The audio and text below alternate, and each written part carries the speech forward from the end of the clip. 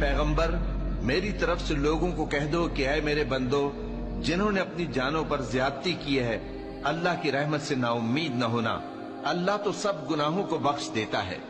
بے شک وہی تو ہے بڑا بخشنے والا بڑا مہربان۔ اور اس سے پہلے کہ تم پر عذاب آ واقع ہو اپنے پروردگار کی طرف رجوع کرو اور اس کے فرما بردار ہو جاؤ، ورنہ بعد میں تم کو مدد نہیں ملے گی۔ اور اس سے پہلے کہ تم پر ناگہاں عذاب آ جائے اور تم کو خبر بھی نہ ہو اس نہایت اچھی کتاب کی جو تمہارے پروردگار کی طرف سے تمہاری جانب نازل ہوئی ہے پیروی کرو۔ ایسا نہ ہو کہ اس وقت کوئی شخص کہنے لگے کہ ہائے اس کوتاہی پر افسوس ہے جو میں نے اللہ کا حق ماننے میں کی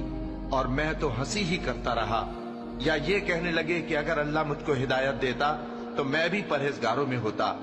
یا جب عذاب دیکھ لے تو کہنے لگے کہ اگر مجھے پھر ایک دفعہ دنیا میں جانا ہو تو میں نیکوکاروں میں ہو جاؤں۔